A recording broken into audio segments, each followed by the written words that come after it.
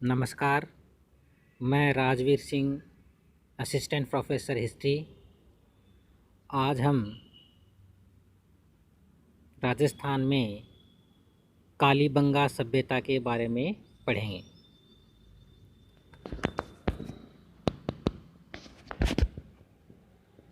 कालीबंगा जो सभ्यता है वो घग्गर नदी या सरस्वती नदी, इसी को द्वेषवती नदी, मृत नदी या नट नदी कहा जाता है, इसके किनारे स्थित थी।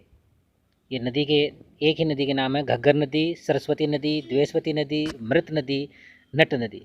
तो कालीबंगा जो सभ्यता है वो इस नदी के किनारे स्थित थी।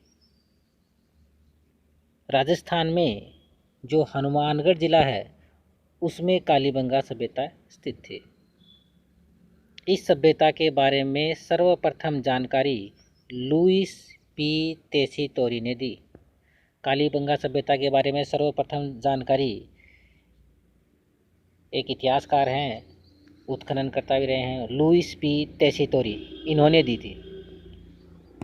कालीबंगा सभ्यता की जो बसावट है वो समानांतर चतुर्भुज के समान है। समानांतर चतुर्भुज, जिसमें ये इस तरह से डायग्राम बनता है समानांतर चतुर्भुज का, जिसमें ये जो आमने सामने की भुजाएं होती हैं ये बराबर होती हैं और एक दूसरे के समानांतर होती हैं। तो इस समानांतर चतुर्भुज के समान कालीबंगा सभ्यता की बसावट है। इसका जो प्रथम खोजकर्ता है वो है अमलानंद घोष। कालीबंगा सभ्यता की सर्वप्रथम खोज अमलानंद घोष ने 1952 में की थी। और ये सवाल बहुत बार पूछा गया है कि कालीबंगा सभ्यता की खोज सर्वप्रथम किसने की थी? अमलानंद घोष ने की थी 1952 में। खोज करने के बाद यहाँ उत्खनन कार्य जो शुरू हुआ वो 1961-62 ईस्वी में हुआ। और उत्खनन करता थे ब्रजवासी लाल और बाल कृष्ण थापर, दो व्यक्ति हैं, ब्रजवासी लाल और बाल कृष्ण थापर, जो इसके उत्खनन करता थे। ब्रजवासी लाल को बीवी लाल भी कहा जाता है और बाल कृष्ण थापर को शॉर्ट में बीके थापर भी कहा जाता है। कई बार ये शॉर्ट में नाम लिखे हुए आ जाते हैं। श्री एम.डी. खर्रे है, वो भी कालीबंगा सभ्यता के उत्खनन से जुड़े हुए हैं। कालीबंगा जो है वो स्वतंत्र भारत का पहला पुरातात्विक स्थल है जिसकी खोज की गई। क्योंकि खोज भारत 1947 में आज़ाद होता है, तो कालीबंगा की खोज 1952 में अमलानंद घोष ने कर दी थी। तो भारत में जो पहला पुरातात्विक स्थल खोजा गया स्वतंत्रता के बाद वो कालीबंगा था। कालीबंगा रोपड़ के पश्चात द्वितीय हड़प्पाकालीन स्थल है जिसका स्वतंत्र भारत में उत्खनन कार्य किया गया। उत्खनन कार्य कालीबंगा में 1961-62 ईस्वी में बीके लाल और बीके थापर ने शुरू किया था। लेकिन भारत की आज़ादी के बाद जो सबसे पहले उत्खनन हुआ वो रोपड़ में हुआ।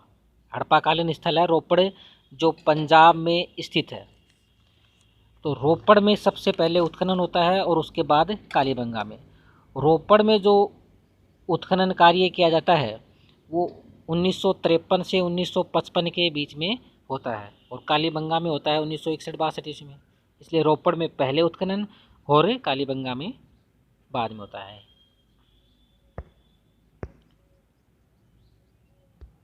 हरियाणा में राखी गड्डी और गुजरात में धोलावीरा के बाद कालीबंगा देश का तीसरा सबसे बड़ा पुरातात्विक स्थल है।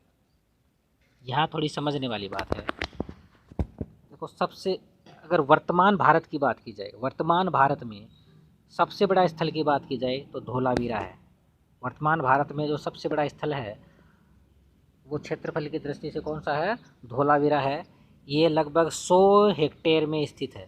धोलावीरा जो है वो 100 हेक्टेयर में है, जबकि राखी गड्डी है वो लगभग 80 हेक्टेयर में है।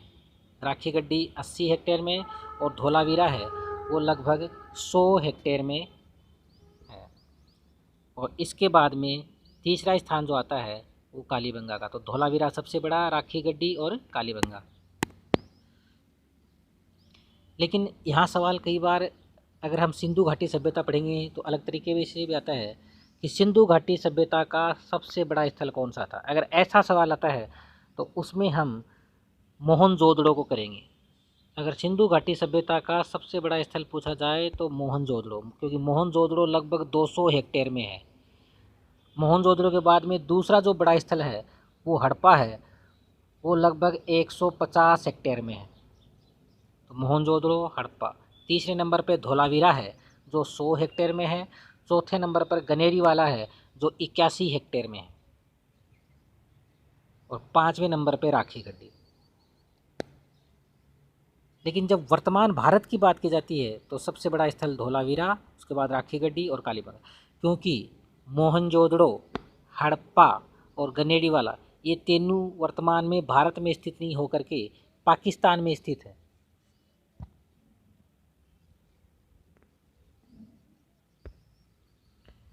अगर कालीबंगा सभ्यता का काल या समय निर्धारण किया जाए तो कार्बन सी पद्धति द्वारा 2300 ईसा पूर्व से 1750 ईसा पूर्व इसका काल निर्धारण किया जाता है। ये जो पुरातात्विक स्थल हैं उनका काल निर्धारण करने के लिए ये एक वैज्ञानिक पद्धति है, कार्बन सी पद्धति। ये एक रेडियो एक्टिव पदार्थ होता है, तो उसके आधार पर इसका निर्धारण किया जाता है। कालीबंगा सिंधी भाषा का शब्द है। कालीबंगा जो है वो सिंधी भाषा का शब्द है और जिसका शाब्दिक अर्थ होता है काले रंग की चूड़ियाँ।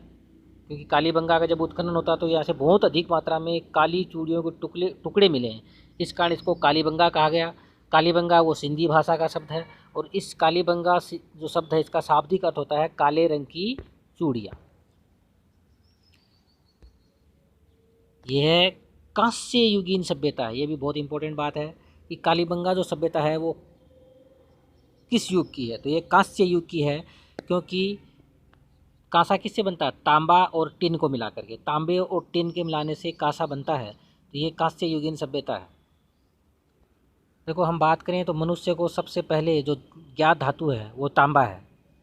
सबसे पहले ज्ञात धातु कौन सी थी? तांबा। लोहे की खोज लगभग 1000 ईसा पूर्व के आसपास होती है। लोहे की खोज जो हो रही है, लोहा जो है उसकी खोज हो रही है 1000 ईसा पूर्व के आसपास, और इस सभ्यता का काल है 2300 ईसा पूर्व से 1750 ईसा पूर्व।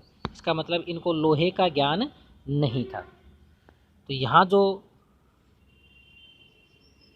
वस्तुएं निर्मित होती थी उसमें तांबा प्लस टिन मिला करके करते थे, तो ये कांस्य युगीन सभ्यता थी। कालीबंगा संग्रहालय। कालीबंगा से उत्खनन में जो वस्तुएं प्राप्त हुई उनको संरक्षित रखने के लिए 1985-86 ईस्वी में हनुमानगढ़ में कालीबंगा संग्रहालय की स्थापना की गई और जितने भी अवशेष कालीबंगा से प्राप्त हुए हैं उन अवशेषों को यहाँ पर सुरक्षित रखा जाता है। अब कालीबंगा से पूर्व हड़प्पाकालीन और उत्तर हड़प्पाकालीन अवशेष मिले हैं।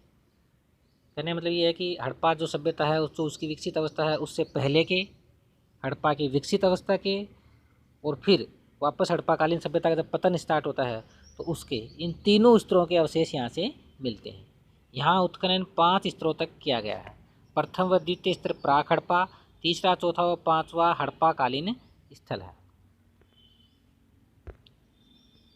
इस संस्कृति के जो पात्र हैं वह पतले एवं चाक निर्मित है। इसका मतलब इनको चाक का ज्ञान था, तो चाक पर बनाए गए हैं और पतले हैं। इनका जो रंग है यह लाल या गुलाबी पात्र काले और सफ़ेद रंग की चित्रकारी से युक्त है। पात्र कैसे हैं? लाल और गुलाबी पात्र बने हुए हैं और उनके ऊपर काले और सफ़ेद रंग से चित्रकारी की गई। लेकिन इनमें किसी प्रकार की सुंदरता भी नहीं है और न ही सुडौलता है, क्योंकि उस समय सुंदरता और सुडौलता का कोई ध्यान नहीं रखा गया। प्राक हड़प्पाकालीन लाल या गुलाबी चाक निर्मित मृद भांड सर्वप्रथम राजस्थान में सोथी बीकानेर में है, वहाँ से मिले। सर्वप्रथम जो लाल या गुलाबी जो चाक निर्मित मृद भांड है, मृद भांड मिट्टी से बने हुए बर्तन हैं, मटके हैं, तो वो सर्वप्रथम लाल या गुलाबी रंग के जो हैं वो राजस्थान में एक जगह है सोंथी, जो बीकानेर में है, वहाँ से प्राप्त हुए हैं। और यहाँ से सर्वप्रथम अमलानंद घोष ने प्राप्त किए थे, इसलिए इनको सोंथी मृद भांड भी कहा जाता है। और यही मृद भांड कालीबंगा से प्राप्त होते हैं।